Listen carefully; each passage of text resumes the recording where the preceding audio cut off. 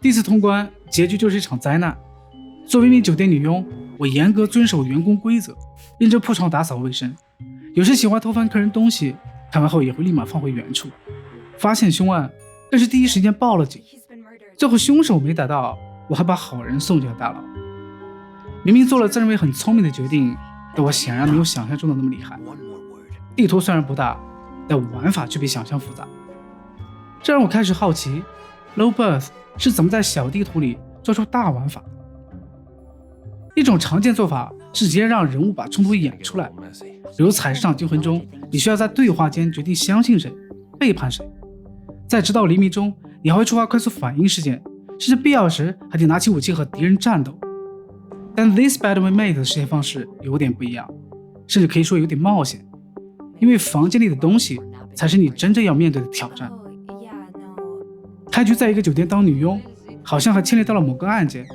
滿頭霧水的你開始了遊戲，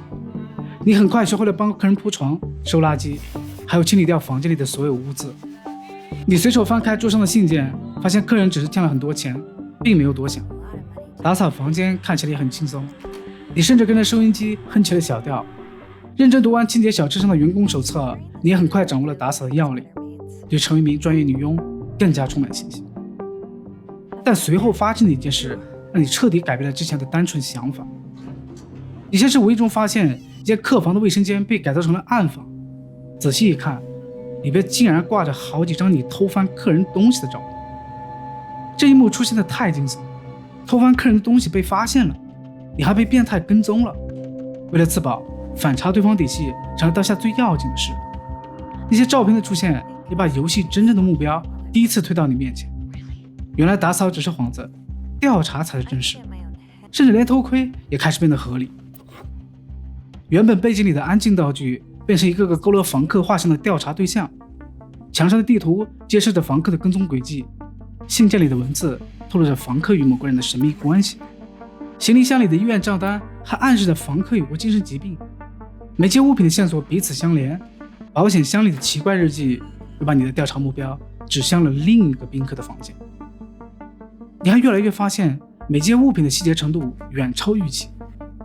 信紙上的手寫筆記讓你莫名熟悉，印在杯口上的唇印讓你不禁猜疑，局部烧穿的家庭照片又讓你無法平靜。原来这都是遊戲在努力往私人物品裡塞入更多的秘密。房客不在场，東西就會開口說話，更別提要調查的物品數量也比一般遊戲多得多。因為提高每個房間的信息密度，正是 Lulebirth 在小地圖裡這道大玩法的訣竅之一。所以當你真正搞清楚要幹嘛的時候，遊戲拿掉了你的超能力。一般的偵探遊戲為了增加玩法樂趣，多多少少會賦予玩家一些超自然力量。比如福爾摩斯裡，你可以按某個按鍵讓某些關鍵物品高亮。在東方列車謀殺案裡，遊戲還給了你一個可以推理各種線索的超現實空間。但這款遊戲卻表現出很大的不同，你不再擁有這些超能力，你會發現什麼，漏掉什么，全憑你自己的觀察和判斷力。你會發現全部的秘密拼湊出事情完整的模樣嗎？還是會因為粗心，或者乾脆被某些意外突然嚇到，而錯過某些關鍵物品？有一次，我正在興致勃勃地偷翻着某個客人的文件包，房間裡的電話鈴聲突然響起，我接起電話，卻無人應答，聽筒裡只傳來了陣陣噪音和沉重的呼吸聲，聽得我簡直頭皮發麻。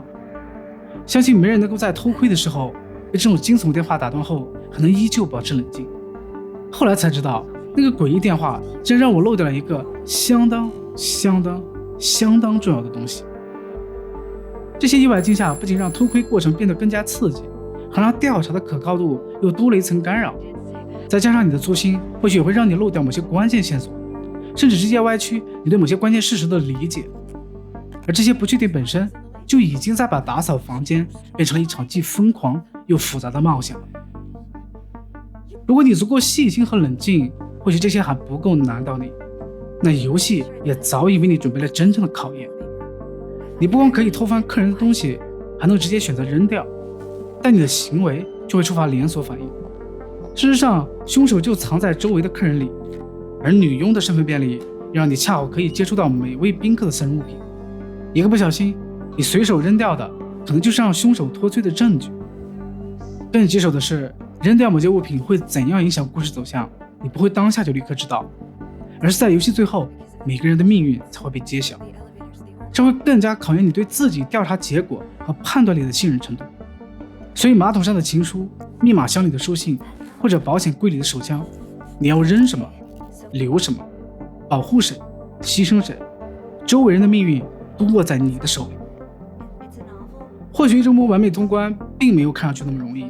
你唯一所能依賴的只有你自己的調查和推理，而你的判斷是否可靠，調查是否全面，又是最大的不確定。但如果你能保持足夠的細心和冷靜，你也許就能第一時間抓住真兇。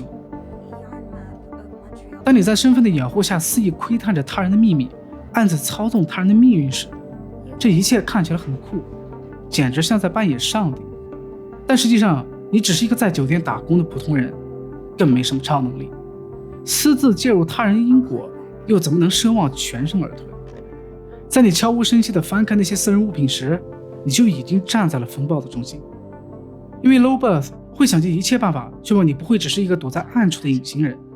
早就提前把衝突埋進房客的私人物品裡。第一次翻看房客的物品，你以為只是偷偷看一眼，但當你意外發現那些你偷窺被偷拍的照片時，你就已經一隻腳踏入了風暴中。如果你直接冒險扔掉，當天房間是你負責打掃；如果被客人追究起來，你嫌疑最大，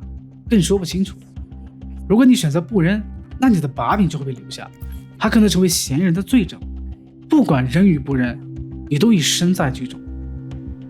而這些記錄你偷窺行為的照片，又讓你不得不一直偷窺下去。持續調查又讓你進一步越過道德和法律的底線，甚至在同事的慫恿下，私自推開了掛着勿擾的房門。當你以為完成了所有調查，弄清了事情的原委，打算收拾下班時，突然附近有房客被殺了。你原本想立刻下樓報警，但屍體正卡在電梯間，你要不要挪動屍體，還是怕惹官司，想用客房電話來報警？可偏偏此時整棟樓又意外停電，又因為之前的奇怪電話，你甚至懷疑那個兇手可能就在附近。你的注意力此時全部集中在逃命和報警上，甚至早已忘記客房裡還有未被發現的證據。此時你被深深地捲入這場風暴中，或許再也沒有逃出的希望。在黑象棋這類遊戲裡，你會經常扮演偵探調查秘密，暗藏線索的物件只能被發現，不能被銷毀。但幸運的是，在這部遊戲裡，線索不僅能被銷毀，還可能改寫你的命運。這意味着你依然有辦法在某些關鍵節點到來之前，妥善處理好某些物品，既讓無辜的人脫離干係，又把真正的兇手送進大牢。因為這才是這部遊戲的真正玩法。所以我第一次的嘗試慘不忍睹，但我還是獲得了很多樂趣。比如把某些物品扔掉後，就可以趕走令人厭煩的酒店主管，還撮合了一對鬧分手的情侶。之後的嘗試也讓我獲得了某些意外的驚喜。當然更重要的是，我把真正的兇手終於送進了監獄。所以你很難想象，這樣一款大多只和物品互動，只有幾個房間的獨立遊戲，短短數個小時的遊戲流程，卻能創造出如此精彩刺激的遊玩體驗。而它背後的秘密就在於 Lobeth 通過把遊戲的目標、衝突和不確定巧妙地塞入了客人的信件、杯子、照片和日記裡，讓原本在其他遊戲中可能只是構成環境背景的一個小道具，變成了遊戲真正的 NPC。 那些私人物品不僅在幫不在場的賓客說話，他們還是一個個高度濃縮的戲劇符號。在玩家情不自禁的解讀之下，那些物品背後甚至沒有被遊戲完整寫出來的故事，也會在玩家的腦海裡自動補齊。但令人萬萬沒有想到的是，這些令這部遊戲脫穎而出的巧妙設計，竟還是被遊戲拮據的預算和產能給硬生生逼出來的。其實在看了主創的人物專訪後，我也才知道，全遊戲看不到幾個人類 NPC， 這並不是他們故意偷懶，而是預算有限，實在是沒錢做出來。因為沒錢做很多人物，於是就用物品替人物出場；沒錢做大地圖，於是就提高每個房間的信息密度；又是因為沒錢做複雜任務系統，於是乾脆就讓查看和扔掉來直接承接玩家行為的戲劇後果。這或許也是 This Bad We Made 最值得獨立開發者借鑑的地方。地圖沒辦法做大，那就把細節做好；人物沒辦法出場，那就讓物品替他說話。只要給玩家足夠的解讀空間，小地圖也有辦法創造大玩法。我是 Gavin，我們下期再見。